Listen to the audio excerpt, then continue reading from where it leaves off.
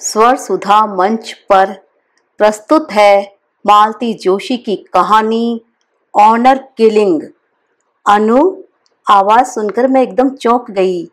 पापा मेरे कमरे के दरवाजे पर खड़े थे। किताब परे फेंककर मैं हड़बड़ाकर उठ खड़ी हुई। जी पापा। सुनो, आज शाम अपने यहाँ कुछ लोग आने वाले हैं। जी, तुम्हें भी उनसे मिलना होगा। जी, अगर कोई बात चले तो यही कहना कि तुम अपना एमबीए पूरा करने के लिए यहाँ रुकी हुई हो। मतलब, क्या तुम्हें सीधी सादी हिंदी समझ में नहीं आती या कि मैं रशियन में बात कर रहा हूँ? वे झल्लाकर बोले और पलटकर चल दिए। वे जिस अंदाज में सीढ़ियाँ उतर रहे थे उससे पता चल रहा था कि वे कितने गुस्से में हैं। मैं सकपकाई सी कुछ देर तक वहीं दरवाजे पर खड़ी रही, फिर धम्म से आकर बिस्तर पर बैठ गई। मैं एमबीए कर रही थी, यह सच था, पर मैं उसके लिए भारत में रुकी थी, यह एक अर्ध सत्य था। इस अर्ध सत्य को पापा इतनी तरजीह क्यों दे रहे थे, समझ में नहीं आ रहा था। मैंने पापा के ऑफिस रवाना होने तक प्रतीक्षा की। जब उनकी गाड़ी बंगले का गेट पार कर गई तो मैं नीचे उतर आई। मैंने सीधे किचन का रुख किया, जैसा कि मेरा अनुमान था। मम्मी वहीं थी, पसीने से तरबतर काम में जुटी हुई थी। चारों बर्नर्स पर कुछ न कुछ चढ़ा हुआ था और पूरी रसोई तरह तरह के मसालों से महक रही थी। बड़ी तैयारियां हो रही हैं। कोई खास मेहमान आ रहे हैं क्या? मैंने पूछा। जयपुर से कुछ लोग अतुल के लिए रिश्ता लेकर आ रहे हैं। लगता है काफी जोरदार पार्टी है। उत्तर में मम्मी केवल हंस दी। तो इन जयपुर वालों को मेरी पढ़ाई में इतनी दिलचस्पी क्यों है? भैया के क्वालिफिकेशंस काफी नहीं है क्या? क्यों, क्या हुआ? पापा कह रहे थे उन्हें अपने एमबीए के बारे में जरूर बताना। अगर उन्होंने कहा है तो बताना ही होगा। तुम तो उनका स्वभाव जानती ही हो, वहां बहस की कोई गुंजाइश नहीं होती। तुमने उनकी आदत बिगाड़ी है, हर बात सिर झुकाकर मान लेती हो, कभी विरोध नहीं करती। इसीलिए ये अच्छा न्याय है। बच्चे गलती करें तो मेरी जिम्मेदारी है, पापा गुस्सा करें तो उसका ठीकरा भी मेरे सिर पर। तुम सब लोगों ने मिलकर मुझे बलि का बकरा बना दिया है। अच्छा, अब जाओ यहाँ से। या खड़े रहकर मेरा दिमाग मत खाओ और जाते हुए बरामदे में बैठे पंडित को अंदर भेजना, नहीं तो शाम तक बादाम ही छीलता रहेगा। यहाँ इतना ढेर सारा काम पड़ा है, दाल पीसनी है, पनीर तलना है। मम्मी की बात पूरी होने से पहले ही मैं वहां से भाग खड़ी हुई। उनके कामों की लिस्ट सुनकर मुझे ही पसीने छूटने लगे थे। शाम को वे लोग पधारे। सचमुच बड़ी जोरदार पार्टी थी। 2 शानदार गाड़ियों में लदकर वे आए थे। विदेशी गाड़ियां, यूनिफॉर्मधारी शौकर ठाठ अलग ही लग रहे थे। मैं सोच रही थी क्या ये लोग जयपुर से भोपाल तक कार से आए हैं, पर मुझे ज्यादा सोचना नहीं पड़ा। परिचय के दौरान ही पता चल गया कि फ्लाइट से आए हैं। यहाँ एक रिश्तेदार के यहाँ ठहरे हैं। गाड़ियां बता रही थी कि रिश्तेदार भी काफी तगड़ा आसामी है। वे साथ आए भी थे। एक बात तो साफ समझ में आ गई कि आईएएस दामाद का लालच ही उन्हें हमारे दरवाजे तक ले आया है, नहीं तो हम लोग उनके पासंग में भी नहीं थे। पापा सचिवालय में बहुत ऊंचे पद पर थे जरूर, पर सभी जानते हैं कि सरकारी नौकरी का तामझाम सिर्फ ऊपरी होता है, बैंक बैलेंस के नाम पर तो शून्य ही होता है। परिचय की औपचारिकताएं पूरी हुई, मेरा परिचय करवाया गया। मेरी बेटी अनुष्का एमबीए कर रही है। इसका मन भी अतुल की तरह आईएएस करने का था, कर भी लेती क्योंकि हमेशा टॉपर रही है। पर मैंने कहा तुम्हें तो भारत में रहना नहीं है, फिर क्या मतलब? दामाद तो लंदन में है न। अच्छा, किस कंपनी में? प्रश्न मुझसे पूछा गया था, पर मैं इतना सकपका गई थी कि उत्तर देते नहीं बना। पापा ने ही मेरी ओर से इस प्रश्न का और बाकी सब प्रश्नों के उत्तर दिए। मुझे तो जैसे सांप सूंघ गया था। उन लोगों के जाते ही पापा एकदम फट पड़े। क्या तुम्हें 2 शब्द ठीक से बोलना भी नहीं आता? पूरे वक्त मुंह में दही जमाए बैठी रही। कौन कहेगा कि ये लड़की हमेशा टॉपर रही है? पापा, बात सिर्फ मेरी और पढ़ाई की होनी थी, आप तो पता नहीं क्या क्या कह गए। लंदन वालों को बीच में लाने की क्या जरूरत थी? क्यों, दामाद नहीं है वो हमारा? अब अब जो भी है उसका ढिंढोरा पीटने की क्या जरूरत है? क्या पहली मुलाकात में सारे पत्ते खोलकर रख दूं ताकि लड़की वाले बिदक जाएं? मेरी तो एकदम रुलाई ही फूट पड़ी। बड़ी मुश्किल से अपने आंसू रोकते हुए मैं कमरे से बाहर निकल गई। मम्मी ने शांत स्वर में समझाने की कोशिश की, जरा सब्र से काम लीजिए, बेचारी अभी उस हादसे से उबर नहीं पाई है। मैं ही कौन सा उबर पाया हूँ मैडम, मुझे तो पूरे 15 लाख की चपत लगी है। मेरे गाढ़े पसीने की कमाई पानी में चली गई। पापा की बात सुनकर मैं एक गहरे अपराध बोध से भर गई। इतने दिनों तक सिर्फ अपना दुख सहलाती रह गई थी, इस पहलू पर कभी गौर ही नहीं किया था। इस हादसे के कारण मेरी शादी एक हादसा ही तो थी। घर के बचत खाने में कितना बड़ा छेद हो गया था, मुझे इसका एहसास ही नहीं था। शर्म से गड़ गई थी मैं। मेरे मुंह में दही जमाने के बावजूद बात पक्की हो गई थी। पापा मम्मी भैया को लेकर जयपुर लड़की देखने गए थे। मैं साथ नहीं गई। सच तो यह है कि मुझसे साथ चलने के लिए कहा ही नहीं गया। शायद मेरा साथ जाना उन्हें निरापद लगा हो। लौटकर सब लोग बहुत खुश नजर आ रहे थे। बहुत तगड़ी पार्टी है भैया, कितने का हाथ मारा? मैंने चुटकी ली। लेन देन की तो कोई बात अभी हुई नहीं, शायद उसकी जरूरत ही नहीं है। बिना मांगे ही बहुत कुछ मिल जाएगा। खास बात यह है कि बहुत इन्फ्लुएंशियल लोग हैं, रसूख वाले हैं, संसद के गलियारों तक पहुंच है, दोस्ताना है, इसीलिए तो पापा इतने एक्साइट हो रहे थे। मतलब यह कि अभी मेरे करियर की शुरुआत हुई है। इस समय अगर अच्छा पुश मिल जाता है तो उससे अच्छी बात क्या होगी। लड़की कैसी है? ठीक ठाक है। ऐसे तगड़े पैकेज के साथ तो कानी कुबड़ी भी चलेगी। भैया प्लीज, मैंने ठुनक कर कहा। वे हंस दिए। मजाक कर रहा था मैं। लड़की अच्छी है, कम से कम उसे भाभी कहते, तुम्हें शर्म नहीं आएगी। पूरे घर में खुशी की एक लहर व्याप्त हो गई थी। पापा के उत्साह का अंत नहीं था। सगाई का जश्न वे अपने शहर में करना चाहते थे। बोले, जरा वे भी तो हमारा जलवा देखें। लंबा चौड़ा कार्यक्रम था। पहले वे लोग भैया का टीका करेंगे, फिर हम लोगों की ओर से कन्या की गोद भराई होगी, बाद में रिंग सेरेमनी और फिर शानदार डिनर। शहर का सबसे सुंदर और सबसे महंगा हॉल बुक किया गया। Best caterer, best decoration, best entertainment, सब कुछ बेस्ट ही होना था। खूबसूरत कार्ड छपवाए गए। मेहमानों की, स्थानीय निमंत्रितों की लिस्ट बनाई गई। शादी चूंकि जयपुर में होने वाली थी, इसलिए इस बात का खास ख्याल रखा गया कि स्थानीय आत्मीय परिजन परिचितों में कोई छूट न पाए।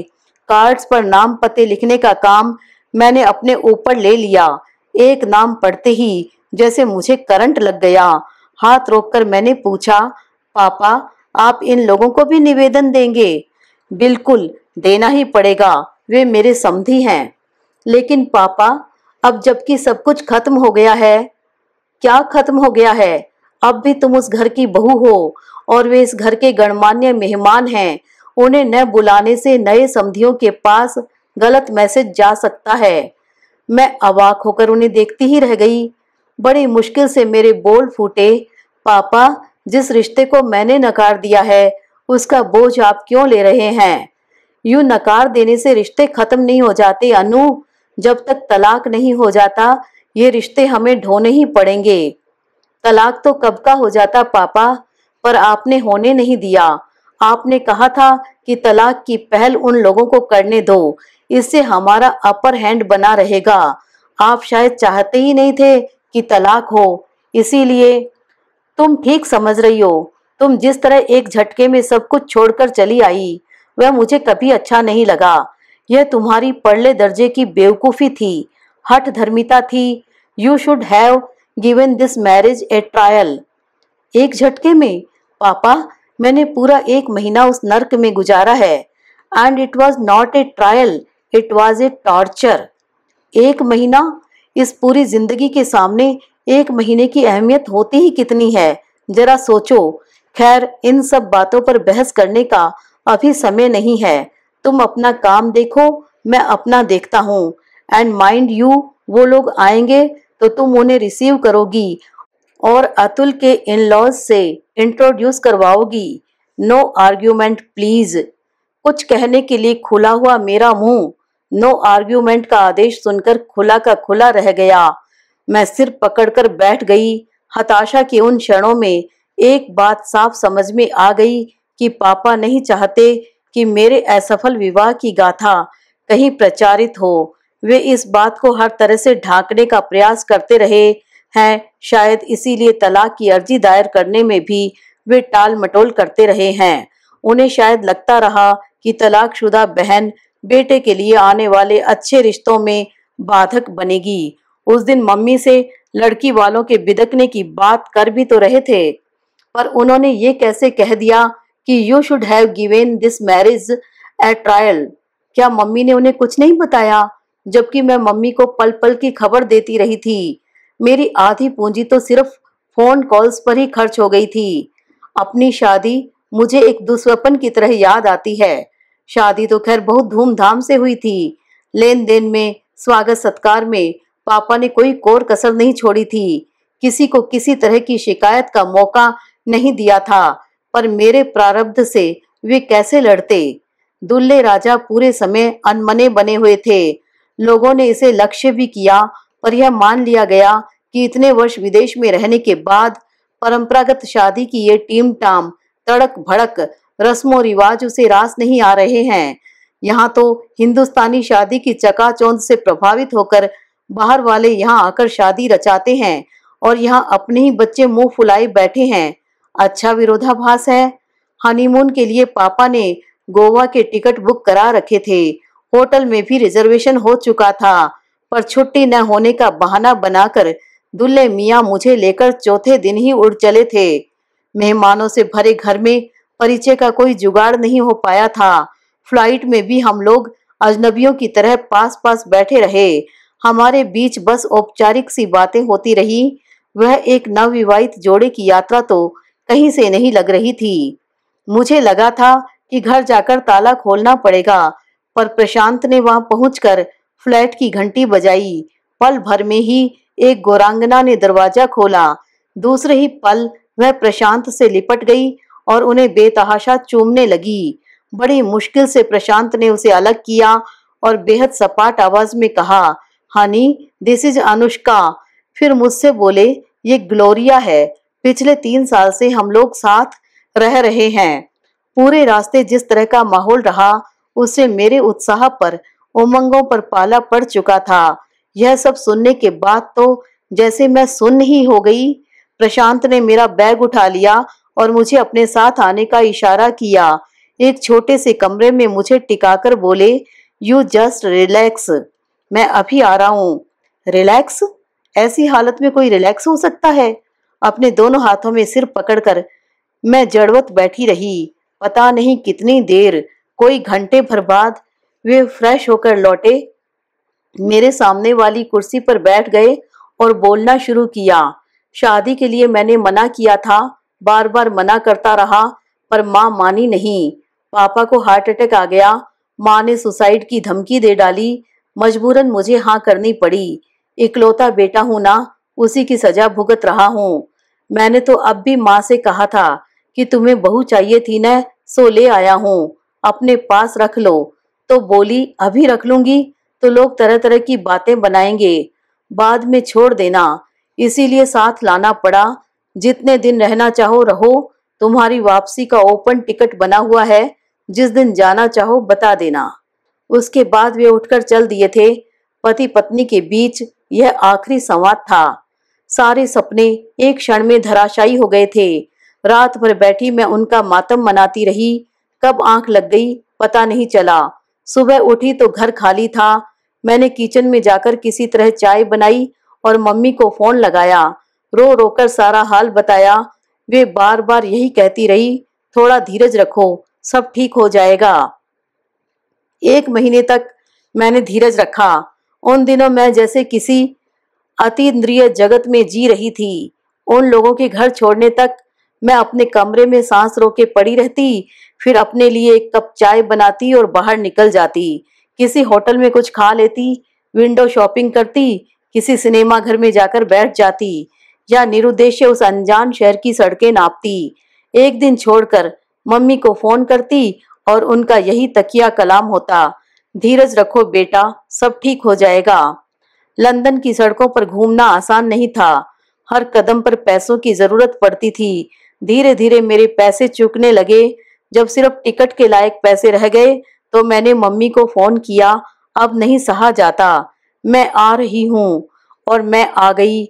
मेरे स्वागत में कोई पलक पावड़े बिछाएगा ऐसी मेरी अपेक्षा नहीं थी, पर ऐसे ठंडे स्वागत की भी मैंने कल्पना नहीं की थी। मेरी अग्नि परीक्षा का उनके निकट कोई मूल्य नहीं था, यह तो स्पष्ट हो चुका था, पर ये लोग मुझे ही दोषी करार देंगे ऐसा नहीं सोचा था। पापा की बातों ने आज मुझे मेरी औकात बता दी। मेरे लौटने के सप्ताह भर बाद ही प्रशांत की माँ मुझसे मिलने आ गई। शायद मम्मी ने ही उनके पास संदेश भिजवाया था। मुझे मिलने की जरा भी उत्सुकता नहीं थी, पर मम्मी के आग्रह को टाल न सकी। पर मम्मी के लाख इशारा करने के बावजूद मैं उन्हें प्रणाम करने का मन न बना सकी। वे बार बार यही कहती रही, सब्र से काम लो बेटा, धीरे धीरे सब ठीक हो जाएगा। मैं सिर नीचा किए चुपचाप सुनती रही। मुझे तो अब यह वाक्य रट सा गया था।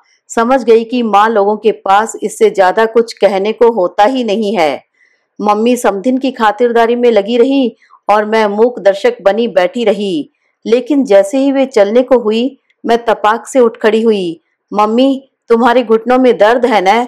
तुम बाहर मत जाओ, मैं आंटी को गाड़ी तक छोड़ दूंगी।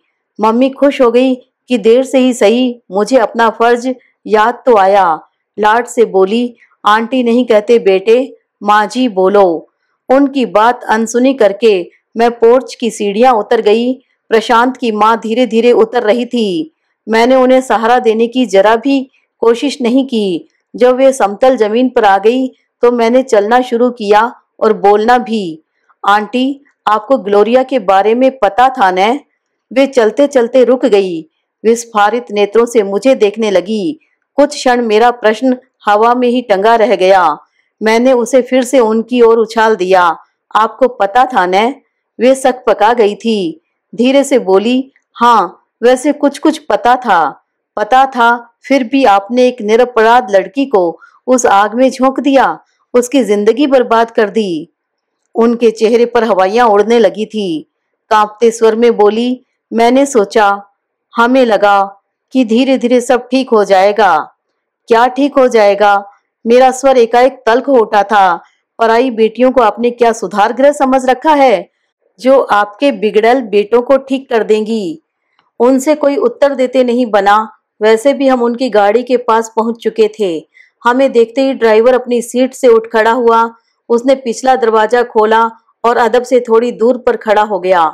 मैंने प्रशांत की माँ को सहारा देकर गाड़ी में बिठाने का नाटक किया और जब वे ठीक से बैठ गई तो धीमे किंतु दृढ़ स्वर में कहा, अगर आपको अपना सम्मान प्यारा है तो दोबारा यहाँ मत आइएगा।